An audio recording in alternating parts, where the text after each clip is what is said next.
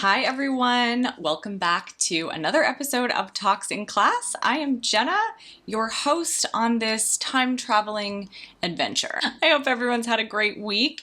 It has really been pretty much business as usual around here. Nothing too new or different really going on, except the sun has finally come out here in LA. I feel like the past 6 months it's just been cloudy every single day, all day, every single day, which is an exaggeration, of course, but that's how it's felt.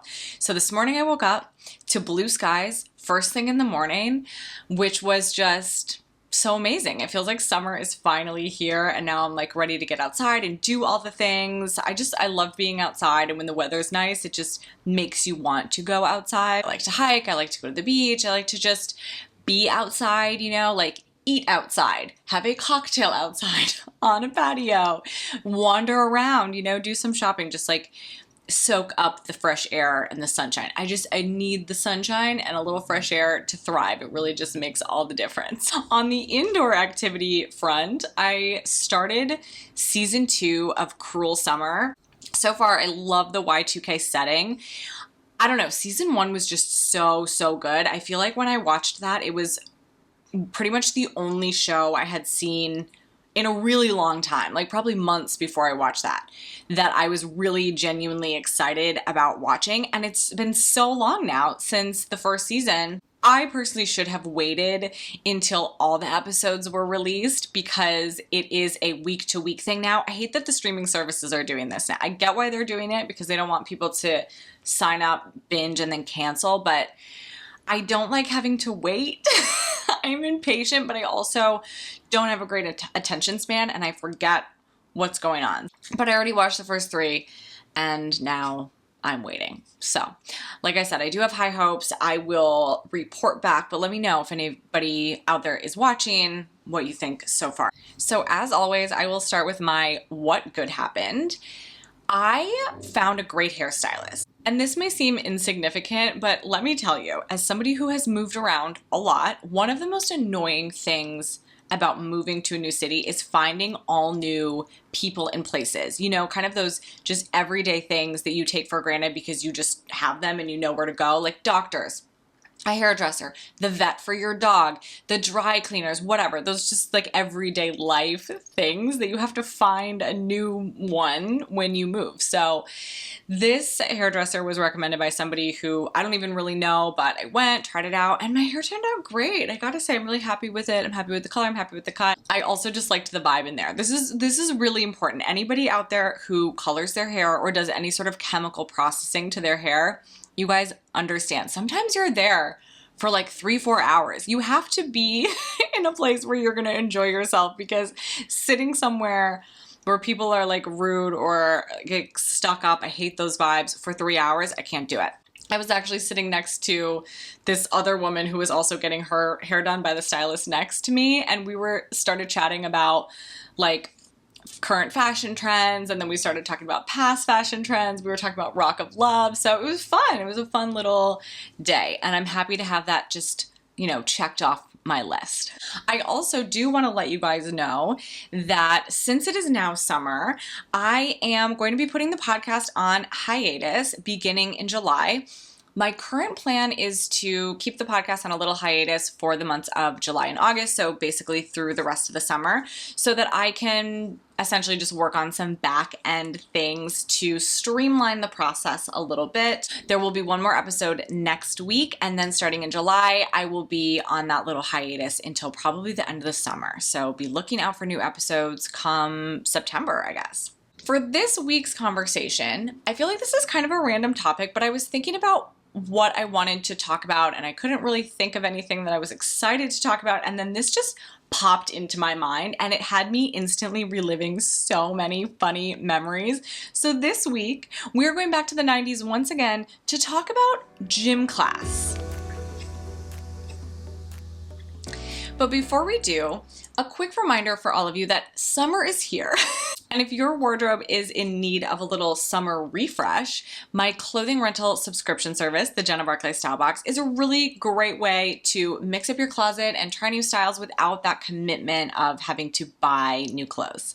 We've been adding a bunch of new brands to the mix, and there's new styles coming every single week. So each week you'll be able to refresh and see new arrivals.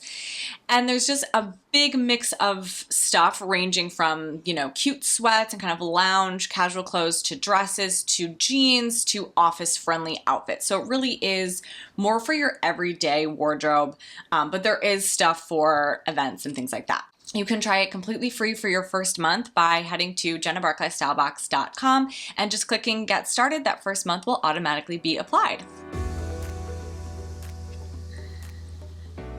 So when I think about gym class in the 90s, so elementary and middle school primarily, it really brings back simultaneously some of my favorite memories, but also some of my absolute worst memories from school at that time. One thing that you guys need to know about me, I am not athletic, okay? There is not an ounce of athleticism in my body.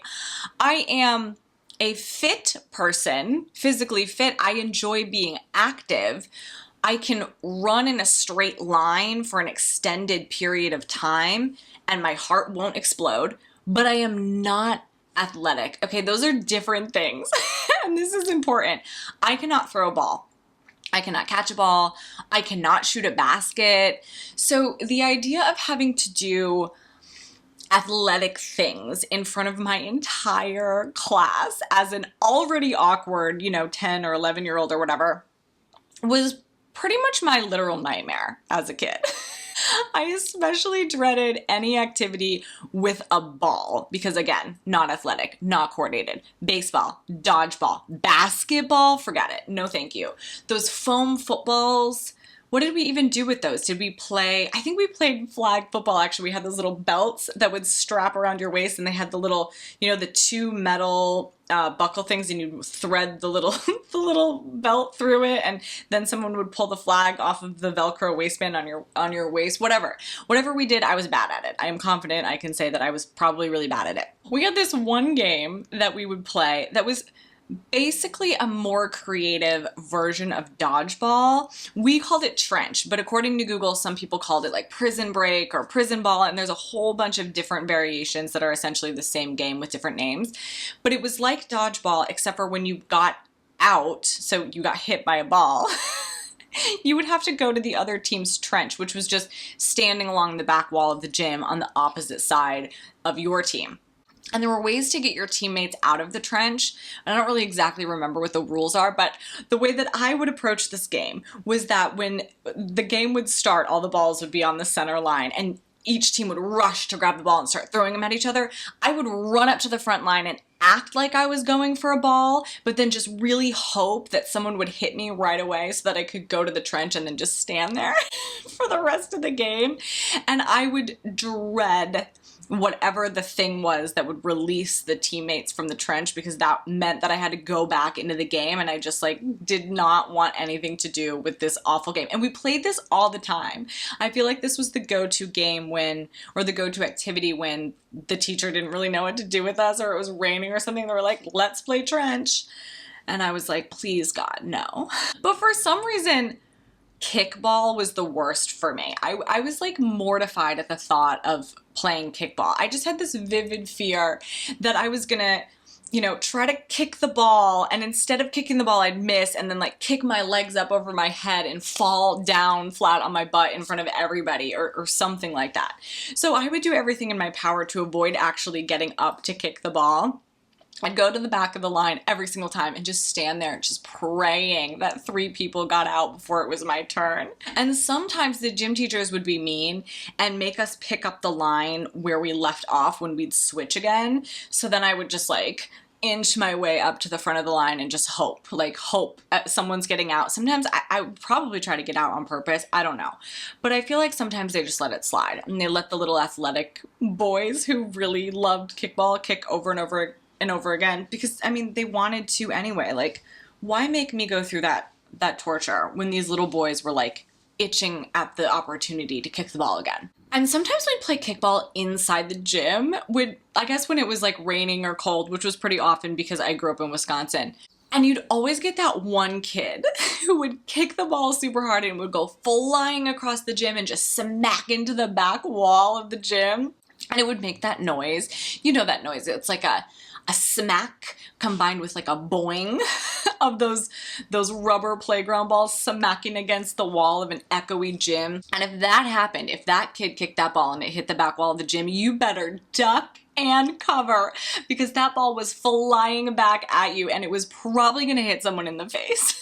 And you know what? It wasn't going to be me. I was ducking, I was covering, I was running for my life. I am actually shocked we didn't get injured more often in gym class. I don't personally ever remember getting hurt, but that was probably because I was not participating like 90% of the time, or trying not to participate.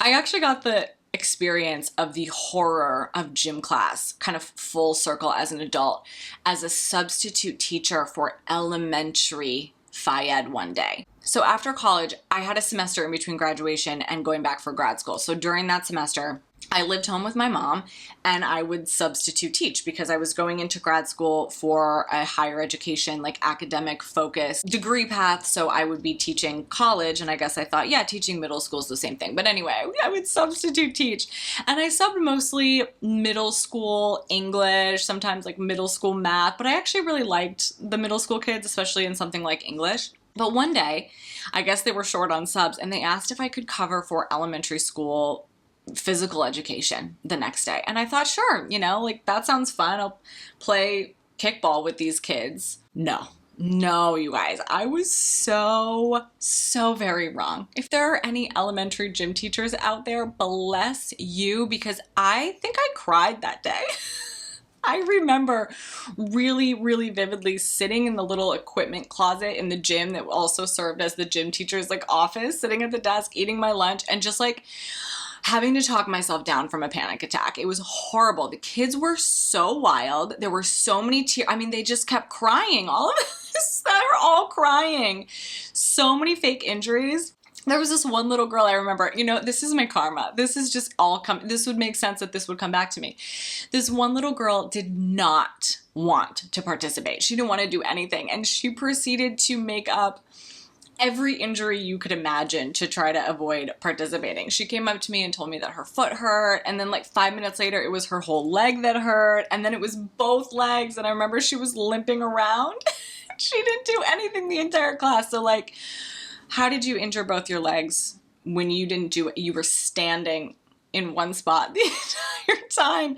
And I didn't think about this at the time, but now that I think about this story, this is 100% how my gym teachers perceived me in elementary school when I was trying to come up with any excuse not to participate. I don't think I forced this little girl to participate either. I know that pain. I wasn't trying to inflict it on the next generation. You know what I mean? But needless to say, I'm not cut out to work with large groups of children or teach gym.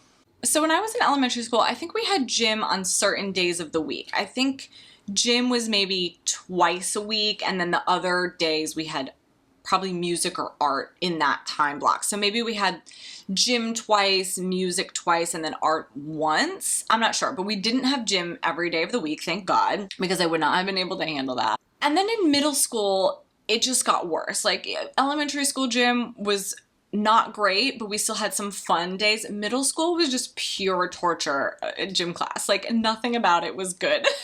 In middle school, because not only did I have to suffer through the embarrassment of gym class, but we were also like smelly preteens. Like we didn't know how to care for our, newly hormonal pubescent bodies. You know what I mean?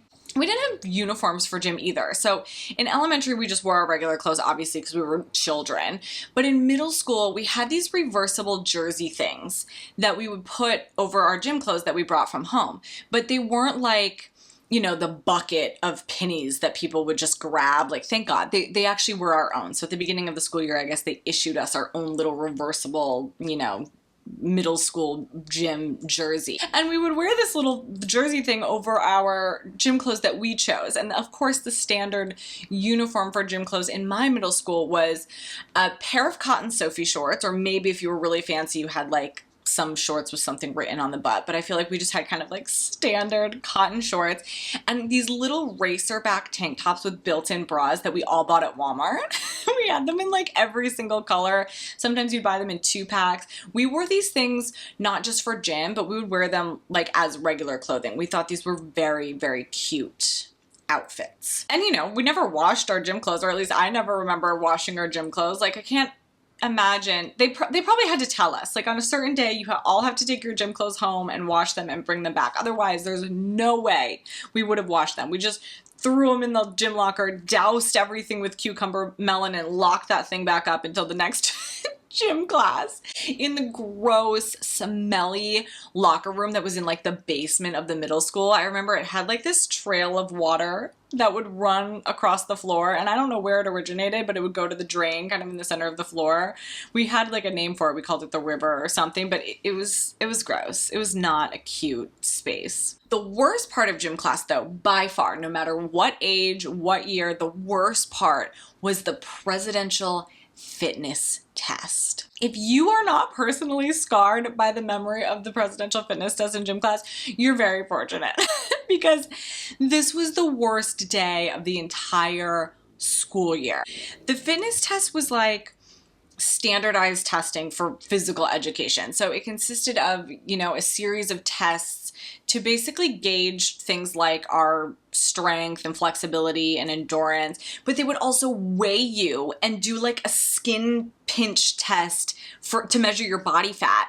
In the gym, in front of your entire freaking class at 12 years old, they'd have us line up, get weighed, do the little pinchy thing, and then your partner would record all your results on the little form, and I guess the teacher would submit it to, you know, wherever so that they could calculate statistics on how out of shape the youth of America was. I don't know, but it was awful, and it was stations that you'd go around the gym. So if the weighing and the pinching wasn't quite bad enough, there were other torturous exercises, such as the sit and reach to measure your flexibility, where you'd have to sit with your legs straddling like a yardstick that was taped to the floor and see how far you could reach, you know, how flexible your hamstrings were basically, and your partner would write it down on the form. And then you'd have to go to the next station, which was just doing as many sit-ups as possible in a certain interval of time, like a minute. You just have to do sit-ups while your partner counted, and then they write it down on the little form. And then there were pull-ups, okay? Actual pull-ups. They made us children attempt to do pull-ups to see how many we could do. And if you couldn't do a single pull-up like me, you would just have to hang on the bar while someone timed you. And I remember I would last, you know, a few seconds hanging on that bar. It felt like an eternity. So as you can imagine, my scrawny little self with zero upper body strength did not excel at these activities. And if all of that torture was not quite enough, this all culminated in a mile run, which was timed, of course, because there had to be some sort of, you know, quantification for this fitness test. Imagine doing sit-ups, pull-ups, being weighed in front of your entire class, hanging on a bar until you literally fell to the floor of the gym, and then running a mile in laps around your stuffy school gymnasium.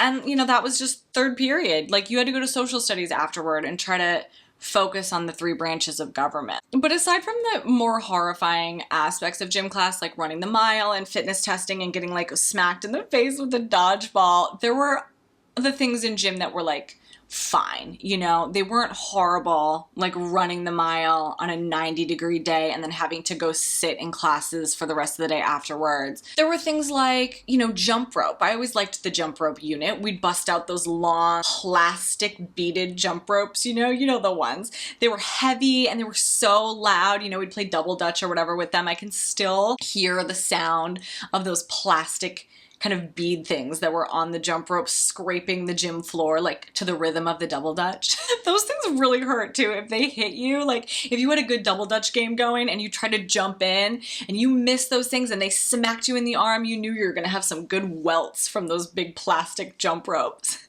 I also feel like we did some sort of gymnastics or tumbling unit. I don't remember details of this, but I do remember those giant blue mats, you know, that they put out in the gym.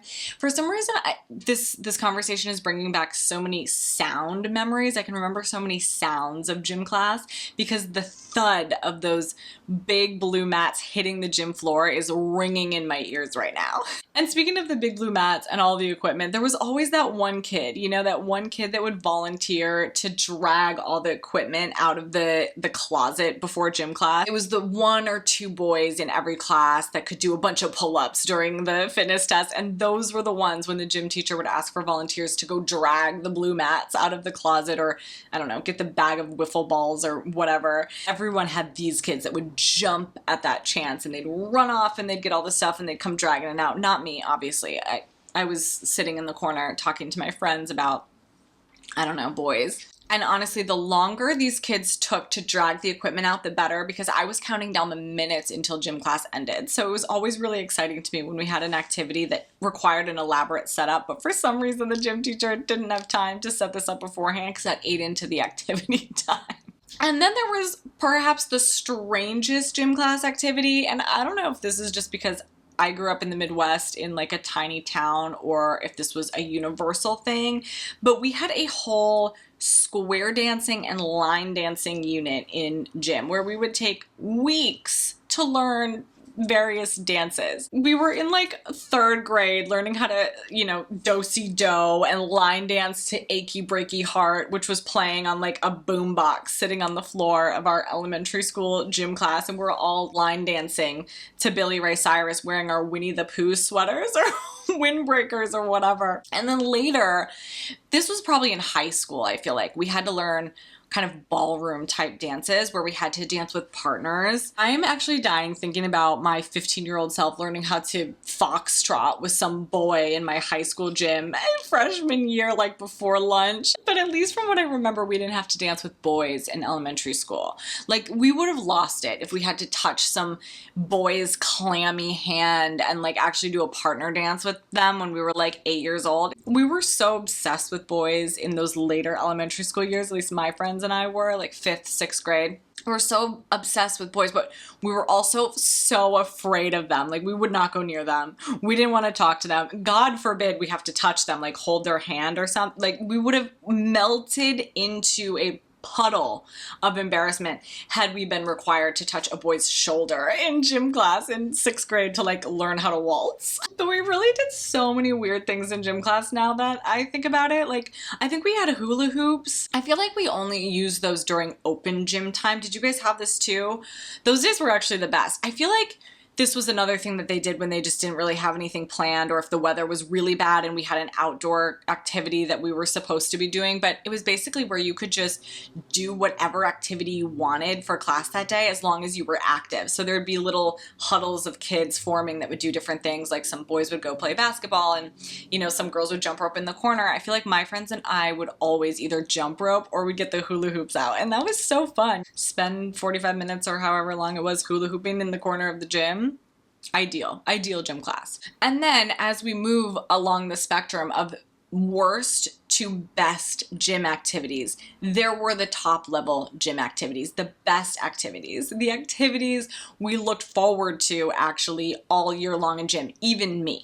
First up were the scooters. Now, I didn't realize the scooters were somewhat divisive of a topic. I always assumed that these were a favorite amongst everyone, but I have since learned that some people really hated the scooters because they were really dangerous and they could really take out a finger if you rolled across it. But the scooters were, if you're unfamiliar, those little plastic platforms that had 4 wheels on the bottom and handles on the side. And they were basically just like a little tiny thing that you would sit on and you'd roll around the gym. And we had all of these cool games that we'd play. We would crash into each other with them, and inevitably, yes, we would smash someone's finger either between the scooters, that hurt the most, or just run it right over. Oh yeah, dangerous. But you know what? Those things were so fun. That's the thing about the 90s. We had a lot of toys and activities that were really fun, but like also very easy to get injured. I'm actually curious, I should Google this. I don't really remember like a lot of specifics of what we did with the scooters. I just remember like when you'd see those scooters, they were always stacked up on those carts, you know, high. Your eyes would light up and be like,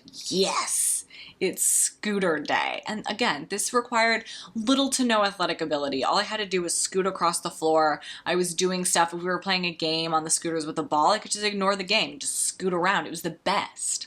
And then of course, there were the parachutes. The parachute was the best thing in gym class, hands down. You guys know what I'm talking about. It's that big, multicolored, round tarp thing with like a hole in the middle. And we would sit underneath while we waited for the air to go out while we were all sitting on the little edge of it. I do actually remember some games that we played with the parachute. We had popcorn, which is where you'd put a bunch of balls on top of the parachute and you'd all hold it and shake it and just try to get the balls to all pop off. Or there was one activity that I remember doing a lot where the teacher would call out some sort of category. So it'd be like, everybody who has a birthday in March, and if you were in that category, if it applied to you, you'd run under the parachute while your classmates like tried to hold it up. And if you were inside, you'd sit on the inside edge and kind of just wait for it to deflate. It was really fun. But there was one where there'd be one ball on the top and you'd all hold it and we'd try to roll it around to try to get it to go through the little hole in the top of the parachute. That thing was endless entertainment and much less dangerous than a lot of the other games we were playing as kids. Although there was one game that I kind of remember. I don't remember what it was called, but essentially there would be kids inside the parachute and then kids outside the parachute, and the kids that were outside the parachute would be, or maybe it was the other way around, but they would literally like try to drag you out from under the parachute, or maybe it was the other way, they were trying to drag you in, but you'd get like dragged across that gym floor to try to get you to go under the parachute or whichever direction it was. But other than that, I feel like this was a relatively safe activity. And I feel like these things, especially scooters and the parachute, are kind of universally fond memories that we as millennials have of gym class in the 90s.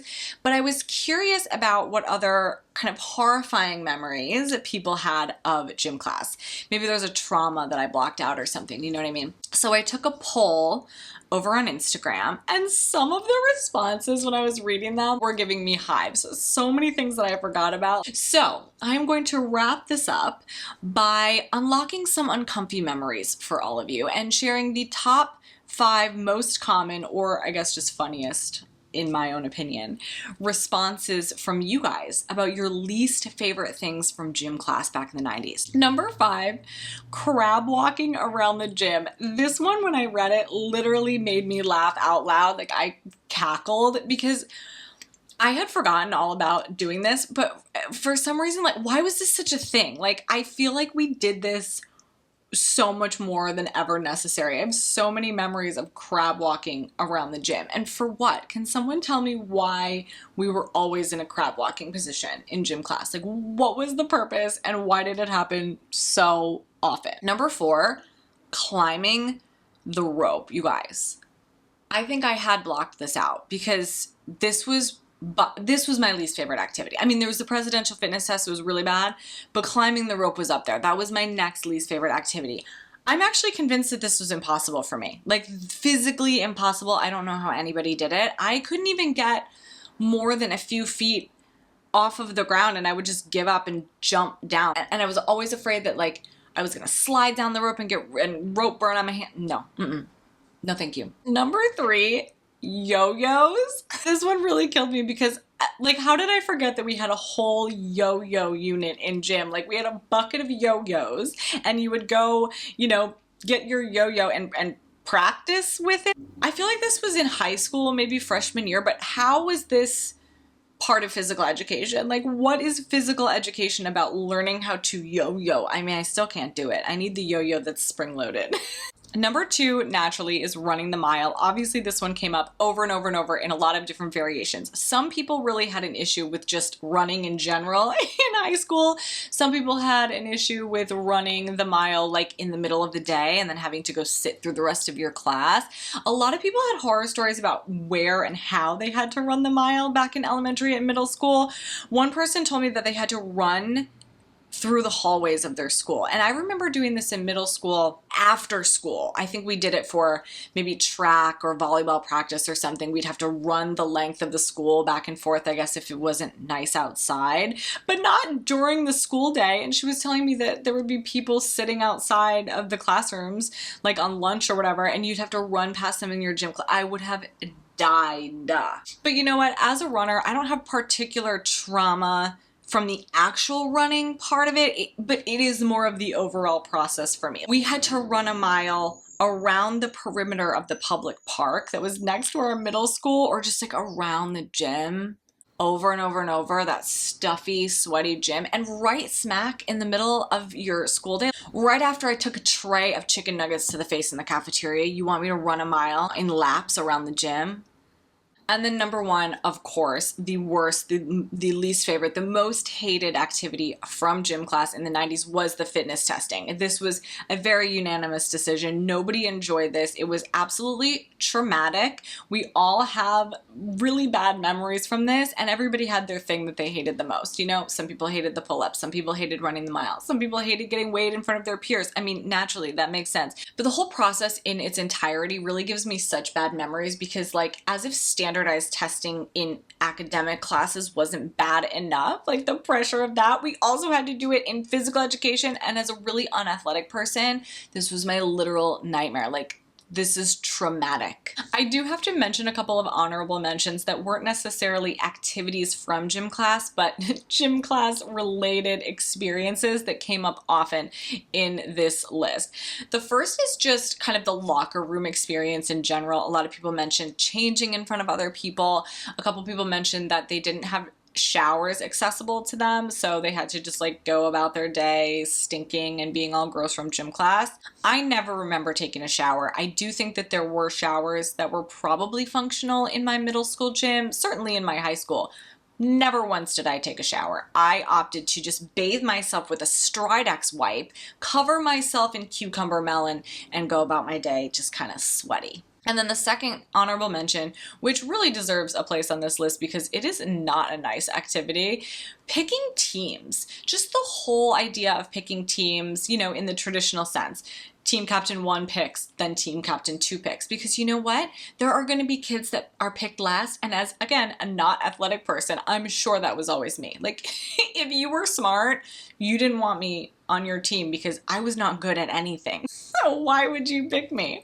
So this whole process was like very nerve-wracking, especially if you were the kids that knew you were going to get picked last. And then when you inevitably did get picked last, it still hurt your feelings, even if you knew that you sucked at basketball or whatever it was. I hope they've come up with a better, less insulting way of deciding teams now that it's no longer the 90s. I actually had so many funny conversations with people about gym class. Like, so many people were telling me different activities that they remember playing and things that I had kind of forgotten about. Like, I mentioned the many different variations of dodgeball, different variations of kickball, different variations of tag. We had so many different variations of tag, but one of the ones that really sparked a memory for me was the blob tag, where you would, if you tagged somebody, instead of them being out, they would join hands with you and you'd just form this giant blob and you'd have to run around as that giant blob and tag people. That one was so fun. So this was a really fun conversation despite some of the memories being less than fun. So I hope that you guys enjoyed it as much as I did. If you did enjoy this episode, please share it with a friend who might also enjoy it. I always appreciate when you guys share.